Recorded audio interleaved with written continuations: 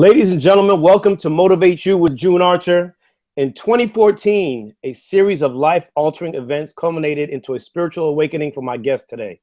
She has produced groundbreaking television shows, but has since caught the bug for mobile gaming content, as well as creating and building her own multimedia marketing company. Since embarking on this spiritual journey, she has found her voice to become an author, motivational speaker, and life coach. Please welcome to the show my good friend, but also my sister. You are going to be so excited to listen to her. Ladies and gentlemen, please welcome to the show, Shannon Amos. Thank you so much, June. Thank you. I love you and definitely happy to be on your show. You're my soul brother number one. Oh man, listen, I'm so excited. The journey has been such an amazing one since we met, and I want you to kind of just take us through who Shannon is. I want you to talk about some of the television stuff so we could, our listeners could get an idea of who you are for those who aren't, aware of your history, because we're going to talk about the future and all the amazing things that are coming up for you. But I just wanted to get a sense of who you are from a television marketing branding standpoint. Absolutely. Well, I started off in the industry over 20 years ago. Actually, I grew up in the industry. My father's an actor, John Amos, and from Good Times and Roots and Coming to America. And so I grew up in the industry, and because that's what I had been exposed to, that's what I knew.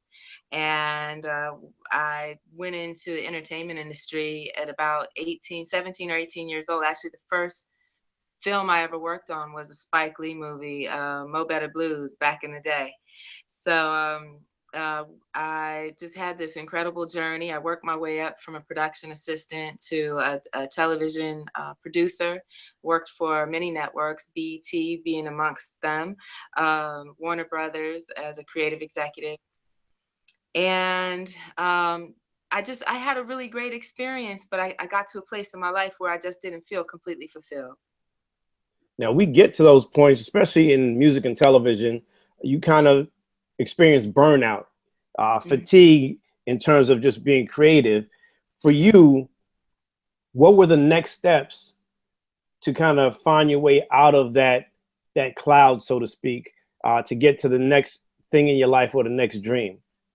Well, it's interesting. I'd had, I felt like I had really great success in the industry. I had a beautiful home, and kind of that life, that Hollywood life that, a lot of people think is what would fulfill you and make you happy.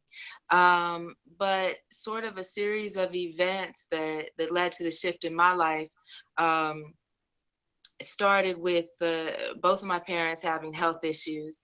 And around the same time, work had gotten a little bit slow.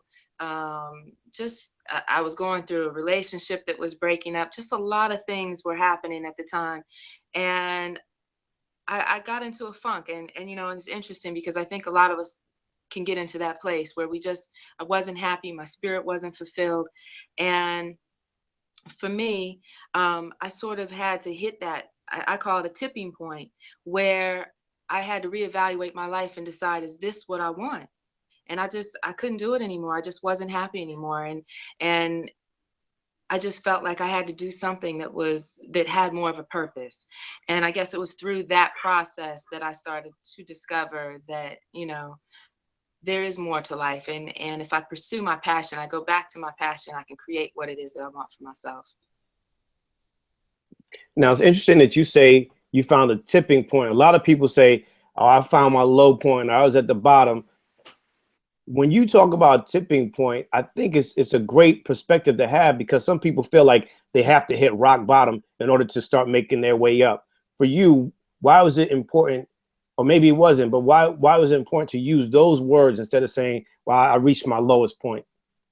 Well, and I'm really glad you brought that up, because I feel like sometimes I felt at the time I had rock bottomed, but when I look around me and I see people like homeless people in the street, and I see people, you know, suffering on a whole nother level than perhaps I was suffering. I still had a home. I still had things, you know, I still had my family and support around me. For me, it was my rock bottom. But now where I sit and I look back on it, maybe it wasn't. You know, I was still alive. I still had my health. I was extremely depressed. I was going through a really tough time, but I feel like it pushed me over that edge, and that's why I refer to it as a tipping point. It pushed me over that edge where I had to reevaluate my life, and where I had to really sit still with myself and decide, what is it that I really want to do. And it was a dark time. You know, I was definitely depressed, and I remember, you know, worrying about my parents, worrying about my career, worrying about the bills, worrying about everything. But meanwhile, I had been walking through life acting like everything was great. You know, I still wore a smile. Nobody knew. My Facebook still looked great. Nobody really knew what was going on inside. And it wasn't until, you know, I hit that point, that tipping point, where I realized, you know what? I can't live like this anymore. I can't, I cannot do this anymore. And once I made that decision and I really got present in the moment, I realized that all of that worry, all of that doubt, all of that fear was about my concern about the future. And if I could just stay present in the moment and be thankful for what I had in the very moment, that I could deal with my situation. Well, a lot of us don't stop to be present in the moment because life gets in the way. So for you, was there a profound situation per se, or was it there a profound statement from maybe your parents or a friend or a loved one that said to you, Shannon, you're really in a funk. You really need to, at this fork in the road, you need to take the left? But you know, as I sunk deeper into my depression, it's interesting. I had two girlfriends, a friend Michelle and a friend Maja, who my closest friends. Um, they came over to the house almost every day. They were trying to get me up, get me out of bed. Because I mean, I had just really was not in a good space. And I remember one night, I just woke up in the middle of the night, and I just felt overwhelmed with the heaviness of everything that was happening in my life. The relationship was ending. I was going to have to move. You know, I wasn't working. Everything just seemed to go wrong, you know. And I remember laying on my bed and I was just crying. And I looked out. My room overlooked a swimming pool, and I looked out at the pool, and I remember wishing I was at the bottom of that pool. And somewhere inside of me, like this just gut wrenching cry, just it welled up in me. and and as I, you know, I went through just this whole emotional sort of break, and then somewhere in that, I don't know, the tears stopped, and I was just, you know how you kind of, after you're crying, you're like trying to catch your breath. And all of a sudden I heard my mother's voice as loud and as clear as a bell. And my mom is in home hospice. She hasn't transitioned. She was having a really hard time, but I heard my mother's voice just as if she was in the room, and she said, "Rise and shine. It's time to wake up." And for me, that was the moment in my life where everything shifted. You know, I sat up. I remember sitting up and looking around the room, thinking, "Am I losing it? Am I going crazy?" Then I just heard my mother's voice, and I knew her presence was there with me. And you know, it was that day, that night rather, that I made the decision that I wasn't going to live my life like this anymore. I wasn't going to be unhappy, and I wasn't going to just wallow in my own self pity, that I was going to pull myself up and do something different with my life, something that would fulfill me. And I haven't looked back. Nice, Haven't looked back. nice. I want to ask you about depression and mental health in the capacity that a lot of us have this viewpoint that, oh, come on, Shannon, you're in a funk, shake it off. You woke up this morning, go get it. You know, you have nothing to worry about. You know, the good Lord woke you up. And I don't think that we take mental health and depression seriously. What do you say to those who find themselves in a depressive state, who battle with depression and mental health, and talking to those who think that it really isn't something that is such a huge issue? It's a real issue, and it really affects the African American community more than any other community. One of my mentors, Terry Williams, had authored a book, a best-selling book called Black Pain. Does anybody hear me? I believe that's the title. And I remember reading the book some years ago and thinking, and realizing that I had probably had people around me, even growing up, who suffered with depression, had been in relationships where someone perhaps had, so one of us had suffered from depression. And I realized that I was depressed. I acknowledged that I was depressed. And you have to look at your mental health the same way you would your body. We'll go to the doctor if something's broken. We'll go to the doctor if something hurts.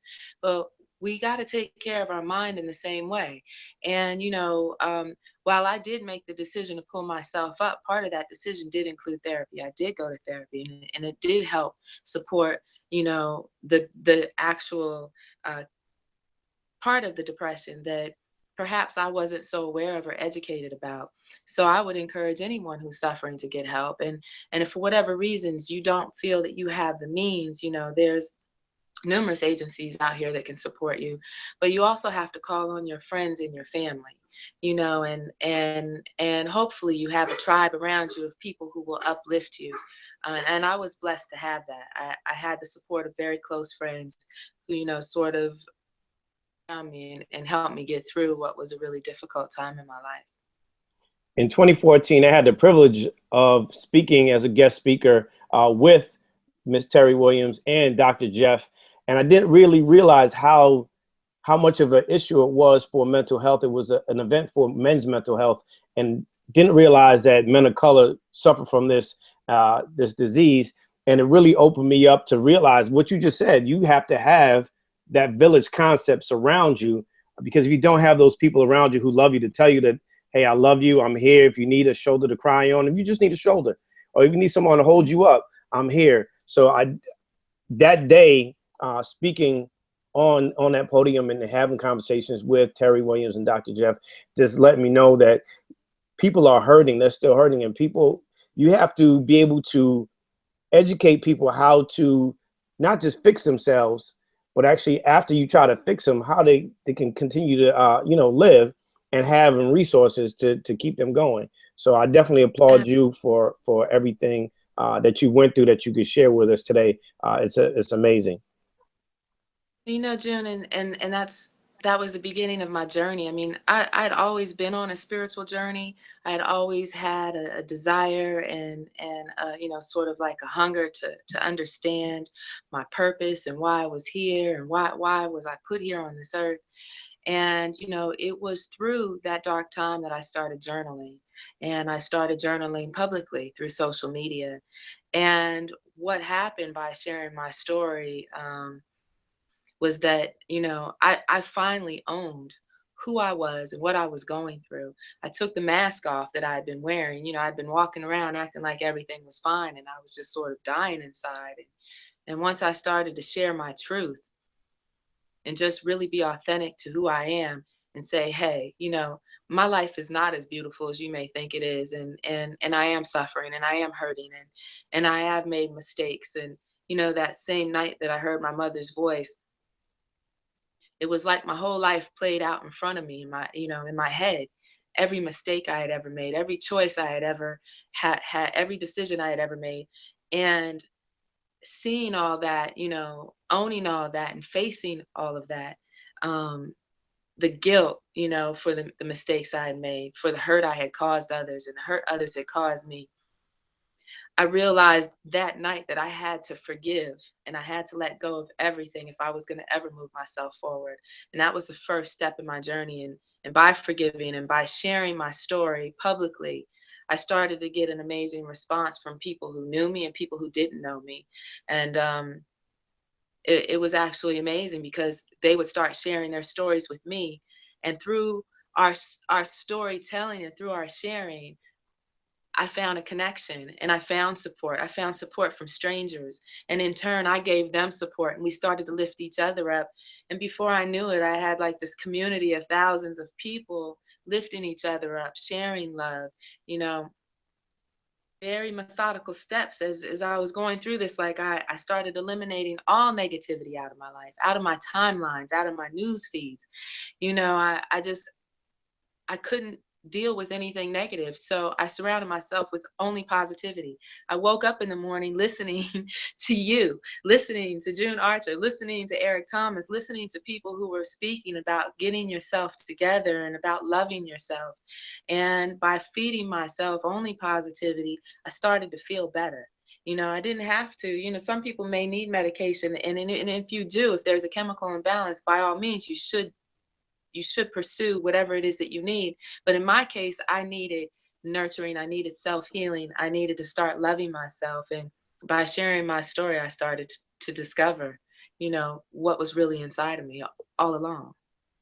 That is amazing. I want to take it back a few steps, because you talk about this journey, you talk about the things that you went through, but one would believe, and it may be a misconception, that growing up you had to have the best life possible. You mentioned John Amos being your dad, and he's definitely, I'm a fan of his, but you had the dad that everyone loved, right? You had Mm-hmm. America's dad outside of, Mr.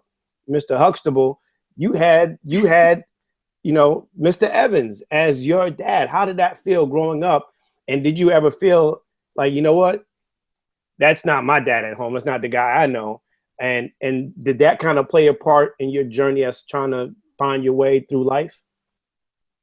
Well, my dad was a strong father figure, not unlike Good Times. He was tough, he was strong, and, he had his own challenges, and I'm sure struggled with his own moments of depression, being a Black man in the entertainment industry. Um, especially during a time when there was so much stereotypical programming being created, and he was so far ahead of his time. He had a vision for the character, even in Good Times. John Amos, the reason that character was killed off was because he had a vision that that character should be a working man, and should be a positive role model. And Hollywood wasn't ready to embrace that, and it wasn't until the Cosbys that we actually saw something like that. And those internal struggles of wanting to be seen, wanting to be recognized, wanting to be acknowledged as the intelligent and beautiful Black man that he was and still is, definitely presented a challenge for him. And being my father, coming home, having dealt with a day of being knocked down, um, I'm sure affected him, and we would feel that effect at home. So while it may have looked like everything was beautiful and we had big home and the cars, there were definitely, times when we had challenges. And that's the thing about being authentic. We work so hard to maintain an image of perfection and an image that we think other people, should see of us. I grew up like that. I grew up thinking that, well, if my dad's a celebrity, I should be living a certain way, and I should be carrying myself a certain way, and I should be living a certain way. And you know but the truth is, we're just a family like anybody else. We had our ups and downs like anybody else. My parents split up and divorced like many, many parents on, in this country. And so we had our challenges. But the one thing that I have to give my father credit for is that he always told me, Shannon, be fearless and be a creator. If you want something for yourself, you have to create it. If you want the life that you want to live, you have to create it for yourself. And he was a perfect example of that. He was grew up in a poor Black neighborhood in Newark with a single mother, and was the first Black man to integrate an all-white school. I'm sure that had to be, you know, really, really difficult and really painful. But he pushed through all of that, and he created the life that he wanted, and he didn't let anything or anybody get in his way. And I watched him recreate it over and over as he would do different things, from writing to producing to directing, to learning how to fly a plane to scuba diving. I mean, he was always fearless. And he never let being a quote unquote Black man define him. He embraced just being who he was, which is, infinitely intelligent. And that's my message to everyone. We all have the ability, all of us have the ability to create the lives that that we want. You know, if we're of sound body and mind, we have the ability to create the life that we want for ourselves. And it really starts, you know, with ourselves. Now you have a daughter. How do you share those same stories that your dad shared with you in order to motivate and inspire her? And how important is it? I ask all of the women that I have on the show, how important is it to be a great role model and for her to see, or our young women to see positive images on television? Because you're a TV producer, first and foremost, is one of your loves. How important is it now Yeah. to see those images on television, hear them in our music, and see them in day-to-day life? You know, and I think it's, well, it's definitely very important. And I know when my daughter was a little girl, and well, actually, when she was a baby and she was born, I already started to think about the challenges she was going to have and the challenges that she would have as a Black woman growing up in this country. So I surrounded her room. I filled her room with positive images of beautiful women of color, all different colors, from the darkest to the lightest. I wanted her to see herself. I limited how much television she watched growing up. And I made sure that she read a lot and I read to her a lot. So that was very important because I wanted her to get a strong sense of who she was before the world would try to tell her who she was, you know. And I remember her being a little girl and we were watching a movie. She was about 3 years old, and it was I, it ironically was a movie about Egypt, and everyone was white in the movie. And my daughter was about 3 years old, and she said, "Mommy, how come there's no Black people in this movie? You know, nobody's brown." And I knew then that, you know what, I have to minimize what she sees and make sure that she sees herself in a positive way. And she also attended a HBCU, and she surrounded herself with other beautiful sisters and brothers who were able to lift her up. So she has a strong sense of who she is. And now, because she's watching me go through my own transformation, which is still taking place, I'm now seeing a ripple effect that's changing her. And that's the most beautiful part about all of this, is that when you make the change, you know, it vibrates out. It's like throwing a rock in a pond, you know, a still pond, and there's a ripple effect, and it touches other people and other lives. So I now see her doing a lot of what I'm doing in my own life. And that's the most beautiful thing, that the most beautiful gift a parent can have. As a parent, how important is it for us to be a part of that process for our children to pick and choose the village that they're creating around themselves in terms of friends, in terms of potential, people that they may date and spouses? How important is that today, when sometimes you have this disconnect with our young people and parents, and they're saying, well, I don't know what to tell them. I don't know how to speak to them. We just don't see things in the same fashion. How important as parents is it to be a part of that process? Or should we kind of back off and kind of watch them make mistakes and try to help them afterwards? Or do we help them along the process or give them the foundation? I'm just trying to ask, like, what part of it do you think is very important? You know, it's very important to be in touch with your children, and I think, and young adults, young people, they need so much guidance. And you know, I think that hands-off approach is a huge mistake. But I would like to, you know, what's really important is, you know, whether they're children or teens, they're always watching you. You know, you may not think that they're paying attention, but they're paying attention. And if you're saying one thing and you're doing something else, then you're misleading your children and you're not guiding them in the direction they need to be guided in. And, you know, in my own transformation, I look back and I had to deal with a lot of my own guilt for the mistakes I had made in her earlier years. And thank God she still, you know, um, managed to turn out to be a beautiful girl. But I made a lot of mistakes in parenting. You know, there's no handbook. There's no handbook that says this is how you're the perfect parent. Because there is no, you know, I don't even know that we can be a perfect parent, but we can be the best we can. But that goes back again to us doing the work for ourselves. Because see, we can't go out and fix or change or do anything with anybody else if we're not loving ourselves.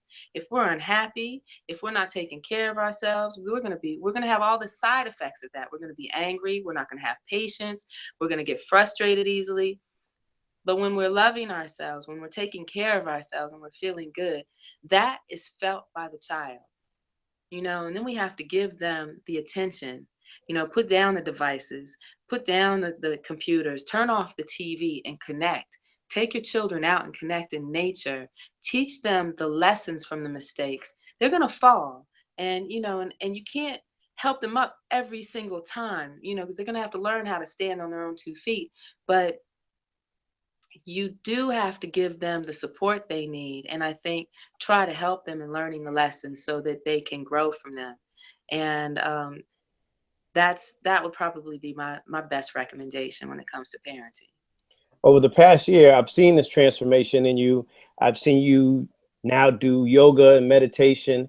Can you speak to the listeners and how they can find their center and their purpose in that quiet place in meditation and yoga? Because I know you're big on, health and wellness, and you and I have had, great conversations in length about this.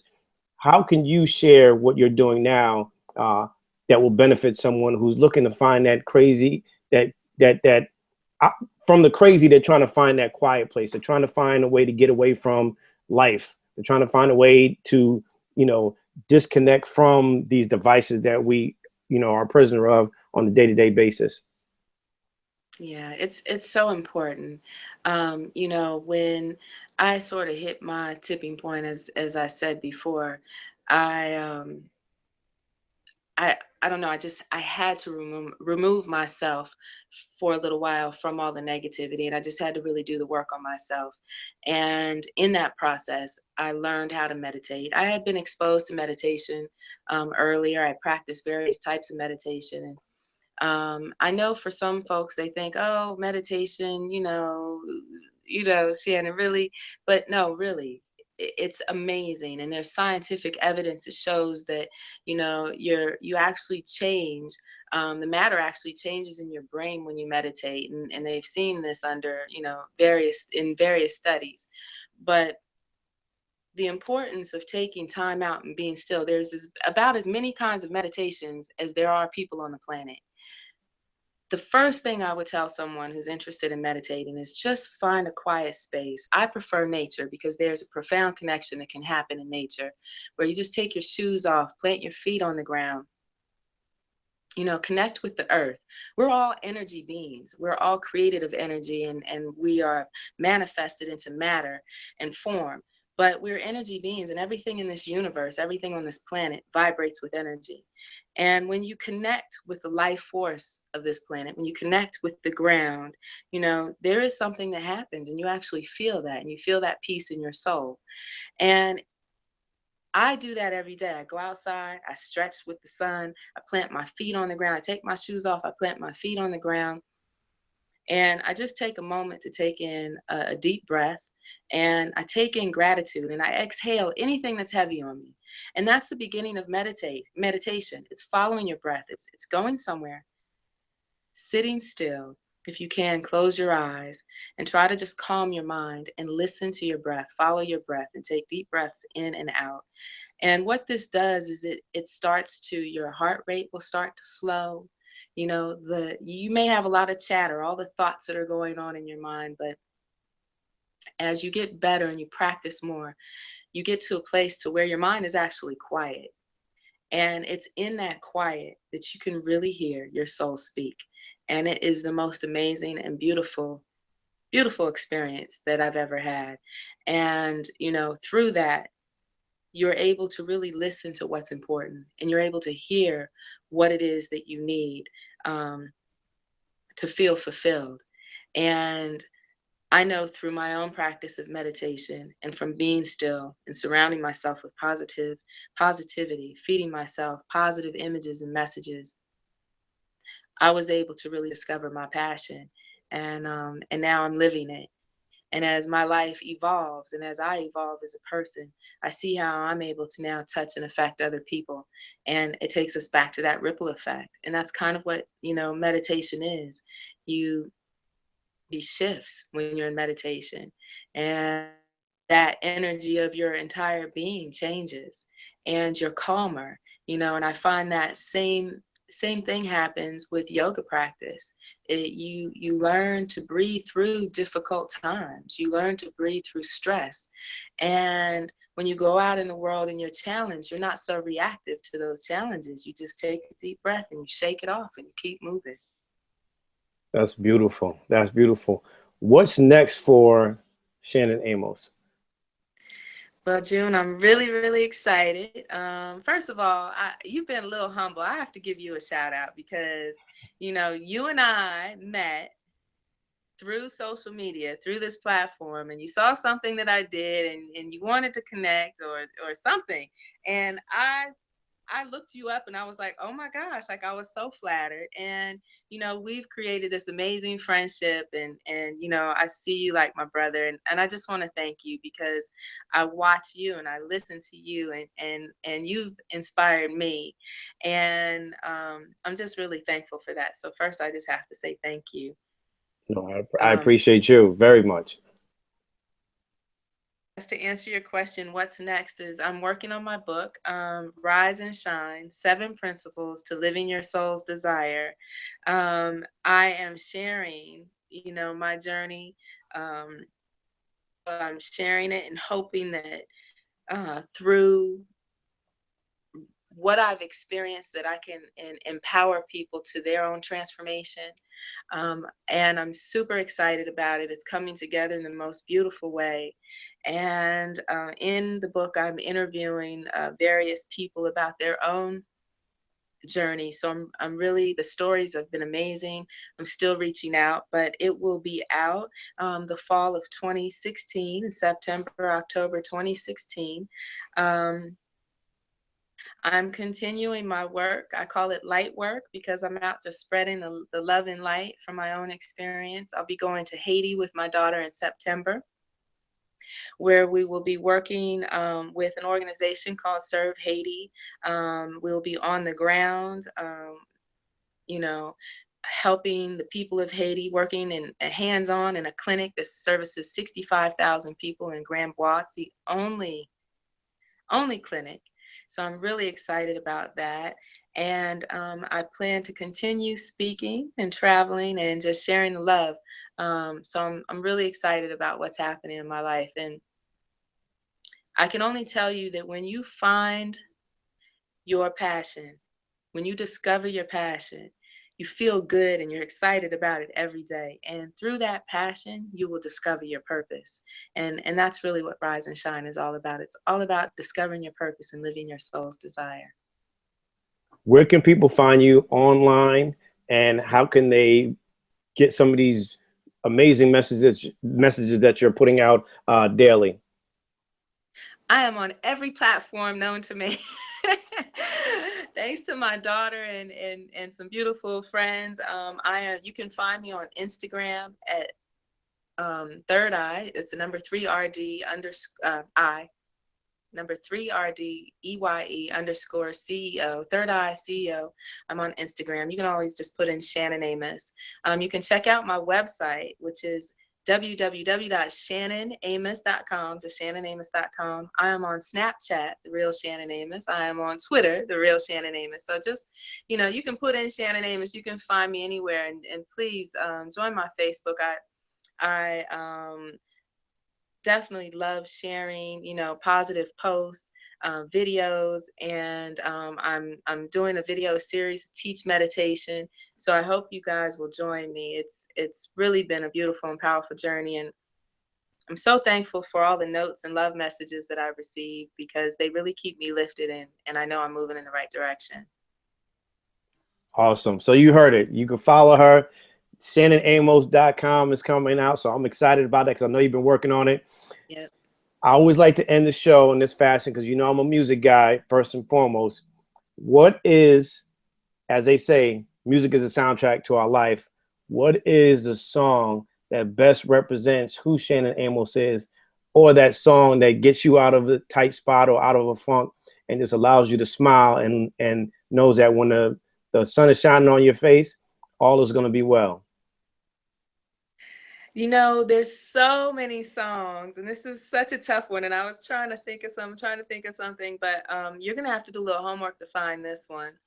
This is a song by my cousin, Kareem Israel. His group is Arise Roots. And I love their reggae band. And he has so Arise Roots. Go on your YouTube and find it. One of my favorite songs that he wrote and produced and performs with his band is Moving Forward. And I know while I've been on my journey, there's been many times I get in the car and I put on that song, and it just does something for me. So I'll call it Moving Forward. And I hope that everyone else continues to move forward in their journey. Oh, that's awesome. Ladies and gentlemen, you heard it here. This is Motivate You with June Archer. My special guest, my sister, my friend, Shannon Amos. You heard it. Moving Forward is her song. And please, don't do yourself a disservice. Make sure this fall, September, October, look out for it. And if you don't get it then, make sure it's in your gift bags or in your stockings. Rise and Shine, the 7 principles. So make sure you get it, share it with someone, gift it to someone. But right now, before we leave, Shannon, any last words would you like to impart on our listeners? I just want to say to you, June, thank you so much. I love you. And to everyone that's listening today, I love you. I see you, and I know who you really are. So, just embrace that beautiful light that you have and let everybody see it. Let the world see it. You're amazing. Go out and shine. Go out and share that love. It's rise and shine time, y'all. So let's get it together. Ladies and gentlemen, thank you so much for tuning in to Motivate You featuring Miss Shannon Amos.